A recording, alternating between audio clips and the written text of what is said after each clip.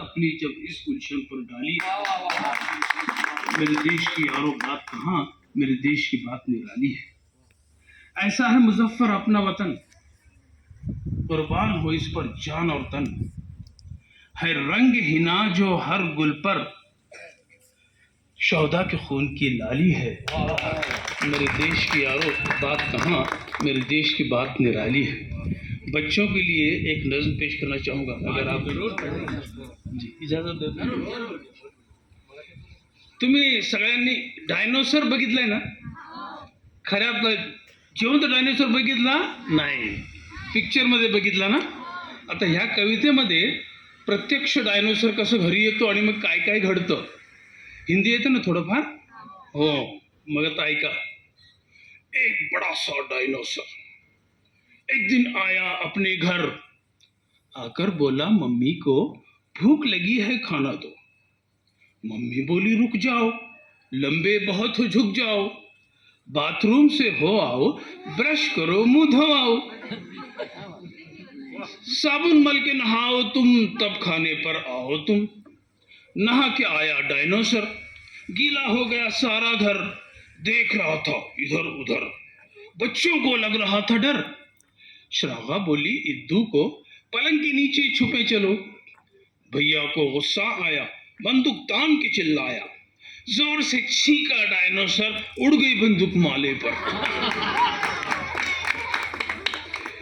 बाहर से कामी आया, देख के उसको चिल्लाया, दीदी बोली डरो नहीं, मन में चिंता भरो नहीं, भूखा है ये डायनोसर इसीलिए आया है घर।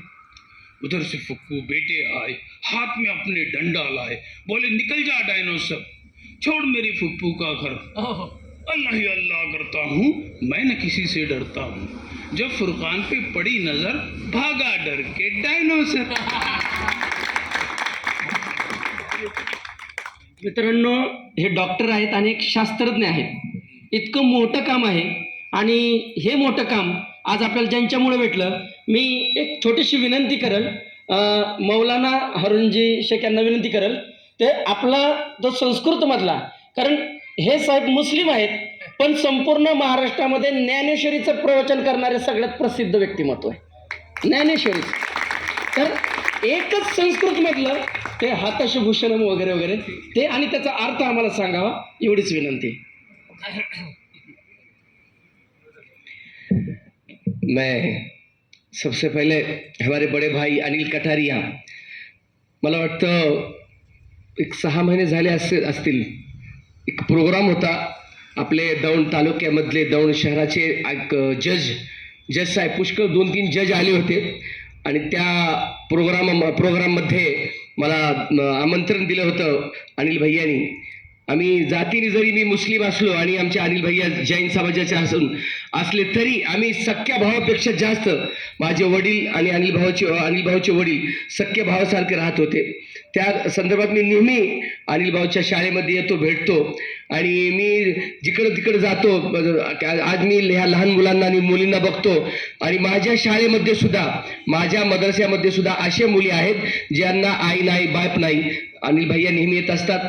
तो मैं हेच सांगत असतो कि ये जो स्कूल है, ये जो अनाथ आश्रम है, ये मदरसे है, ये मदरसों को, ये वस्ती गृह है, अनाथ आश्रम है, जैसे आज ये हमारा आविश्री बाल सदन है, ये आविश्री बाल सदन का जैसा अभी शाम ने एक बच्चा, एक लड़का जो अभी मेरे और आपके सामने एक बेहतरीन कविता बोल करके गया माँ के मौजू पर, आयशा उसके एक मौजू पर बात करके गया.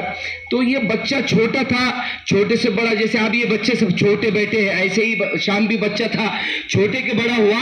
ये बुनियादी मेहनत हमारी जो अंदर माँ बैठी हुई अनिल भैया के स्कूल में, ये इन लोगों ने मेहनत करके ये बच्चे को एक बेहतरीन रूप बनाया. एक बेहतरीन, जैसे बोलते हैं ना, कुम्हार के पास मिट्टी रहती है, वो मिट्टी को उससे घड़ा भी बनाता है, मटका भी बनाता है. तो हमारे इस स्कूल में अनिल भैया जो मेहनत कर रहे हैं और अनिल भैया के साथ जितने काम करने वाले हैं, जितने काम करने वाले, ये सबकी फिक्र है कि समाज में, मुल्क में, हमारे देश में ऐसे बहुत सारे अनाथ बच्चे हैं, बहुत सारे गरीब बच्चे हैं जिनका कोई पुरसाने हाल नहीं. ऐसे बच्चों को भैया और हम सब मिलकर के यहाँ लेकर के उन बच्चों पर मेहनत कर रहे हैं और वो फल जो आज ये बच्चे ने हमारे सामने पढ़ करके सुनाया, हम अपने आंखों से देख रहे हैं कि वो बच्चा, वो मेरे लहान लहानपणी मी इकडेच होतो आणि मेरी जो तरबियत की गई, मेरी जो परवरिश की गई, मेरी जो रहनुमाई की गई, इस स्कूल के 4 दीवारी में मैंने जो सीखा है वो मैं आप हजरत के सामने सुना रहा हूँ। तो मैंने वही बताया कि इन स्कूलों को, इन इदारों को, आज हमारे डॉक्टर साहब, डॉक्टर पठान साहब बहुत कीमती वक्त लेकर के हम सबके दरमियान में पहुंचे हैं और बहुत बड़े बड़े प्लानिंग लेकर के आए हुए। मैंने अभी आने के साथ भैया से जो गुफ्तगू किया, भैया को कुछ मुबारकबाद नहीं, बल्कि भैया को मैंने कहा कि ये डॉक्टर साहब जो हमारे पास आए, डॉक्टर मुजफ्फर, डॉक्टर पठान साहब, इनसे हमारे इस अवेसरी बाल सदन को क्या फायदा हो सकता है बच्चियों के लिए। अल्लाह ने हमको भरपूर दिया है। मैंने अभी बताया डॉक्टर साहब को कि अल्लाह ने हमारे अनिल भैया को भरपूर, हम ये चाहते हैं कि ये जो बच्चे अनाथ है, जिनका कोई पुरसाने हाल नहीं, जिनका कोई पूछने वाले नहीं, ऐसी बच्चियों की तरबियत हमारे अनिल भैया और उनकी पूरी टीम कर रही है। और खुसूसन उसके लिए मार्गदर्शन के लिए हमारे तुम्हारे दिनेश पवार साहब भी आए हैं और करते रहते और हमारे भी स्कूल को करते रहते हैं। तो वो कहावत है ना कि संत कबीर के बोल है कि हस्तस्य भूषणम दानम सत्यम कंठस्य भूषणम श्रोत्रस्य भूषणम शास्त्रम भूषण है किम प्रयोजनम, कि हाताचा अलंकार हे नाही की एका माणसाने सोन्याचा ब्रेसलेट घातलाय, सोन्याच्या अंगठ्या घातल्यात आणि तो लोकांना दाखवत फिरतोय, हा हाताचा अलंकार नव्हे। हाथों की खूबसूरती ये है कि किसी अंधे की मदद की जाए, किसी प्यासे को पानी पिलाया जाए, किसी नंगे को कपड़ा पहनाया जाए, कोई रास्ता भूल गया हो, भटक गया, उसको रास्ता दिखाया जाए, ऐसे यतीम गरीब बच्चे, अनाथ बच्चों की मदद की जाए। तो हाथों का अलंकार, हाथों की खूबसूरती ये है कि हम अपने हाथों से उसकी मदद करें। एक आदमी ने अच्छे से अच्छे खूबसूरत बेहतरीन सोना पहना तो वो सोना खत्म हो सकता है, असल खूबसूरती ये है। और अल्लाह के नबी सल्लल्लाहु अलैहि वसल्लम ने फरमाया इरहमू मन फिल अर्दी यरहमकुम मन फिस समा, कमा काला अलैहिस्सलाम, कि तुम जमीन वालों पर रहम करो। आमचे पैगंबर मोहम्मद सल्लल्लाहु अलैहि वसल्लम म्हणाले, आणि तुमच्या माहितीसाठी सांगतो, ऐसा मैसेज दिया हमारे नबी ने, ये तो लोगों ने बोले, यांचे नबी ऐसे होते। हमारे नबी ने फरमाया अगर गैर मुस्लिम हिंदू भाई भी अगर वो है और वो अगर भूखा सोता है तो तुझ पर अल्लाह की लानत आएगी अगर तू उनको खाना नहीं खिलाता। चाहे तेरा पड़ोसी किसी भी समाज से ताल्लुक रखने वाला हो, तो पहले अपने घर में खाने से पहले उस पड़ोसी की तहकीक करके उसके घर में खाना है कि नहीं है। ये हमारे कुरान और हमारे पवित्र हदीस के अंदर लिखा हुआ है। तो हस्तस्य भूषणम दादम सत्यम कंठस्य भूषणम, और गले का अलंकार ये कि हम किसी से बात करें तो अच्छी बात करें, प्यारी बात करें, कोई बात हो तो लोग उससे खुश हो जाए, ये हाथों के गले की खूबसूरती है। और आगे फरमाया सत्यम कंठस्य भूषणम श्रोत्रस्य भूषणम शास्त्रम, अल्लाह ने, देवानी, ईश्वरनी आम्हाला जी कान दिलेले आहेत ते चांगले ऐकण्याकरता दिलेले आहेत, चांगले ऐकण्याकरता। तो हम क्या करें, अपने कानों से भगवान की, जैसे जो जिस शक्ल में, कोई भगवत गीता पढ़ रहा है, कोई रामायण पढ़ रहा है, कोई मस्जिद में कुरान पढ़ रहा है, कोई मदरसे में हदीस पढ़ रहा है, या जिसका उसका मजहब अपने हम सबको प्यारा है, हम वो सब चीजों तो क्या आगे क्या सत्यम कंठस्य भूषणम, जब ये तमाम चीजें हमारे पास मौजूद है, तमाम खूबसूरतियां हमारे पास भूषणम किम प्रयोजनम, तो बाकी के खूबसूरती के लिए हमको कोई चीज की जरूरत नहीं है।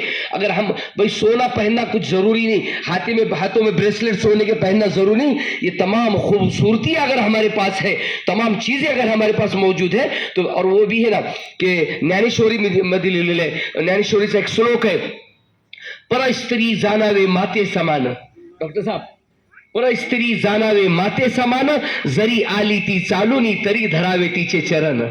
कोई भी माँ बहन, हमारे माँ के अलावा, हमारे बीवी के अलावा, और हमारे नबी ने फरमाया अल जन्नतु तहत अक़दामिल उम्महात, तेरी बीवी के अलावा एक रिश्ता हर मर्द का 4 औरतों से, एक तेरी माँ भी है, एक तेरी बीवी भी है, एक तेरी बहन भी है, एक तेरी बेटी है। तो एक मर्द का ताल्लुक 4 औरतों से, माँ से है, बहन से है, बीवी से है और बेटी से है। और वही ज्ञानेश्वरी में लिखा हुआ है पर स्त्री जानावे माते समान, माँ का दर्जा दो, पर स्त्री जानावे माते समान, जरी अगर वो बुराई की तरफ तुझे बुला रही है, हमारे 12वें पारे में भी लिखा है हज़रत यूसुफ का वाकया कि अगर वो बुराई की तरफ तुझे मुतवज्जे कर रही है तो उसको समझा कि नहीं ये पाप है, ये बदकारी है, भगवान ने तुझे एक नेक अमल करने की तौफीक दी है। बुराई की तमाम, मंदिर मध्ये घंटी वाजवली जाती, मस्जिद मध्ये आजान होती, थिएटर में कहीं आपने आजान नहीं सुनी होगी, आओ भाई पिक्चर देखने को, आओ भाई पिक्चर फिल्म बघायला आ रहा, कभी सुने किसी थिएटर पर? मंदिर में घंटी बजाई जा रही है, मस्जिद में आजान दी जाए, भाई नेकी का काम करो, पुण्याचं काम करण्याकरता भगवानचे समोर आरती करा, तिकडे अगरबत्ती लावा, उधर बुलाया जा रहा, उधर शंख बजाई जा रही, लेकिन बुराई के लिए लोग दौड़ते हुए जाते हैं, वहां तो कोई आजान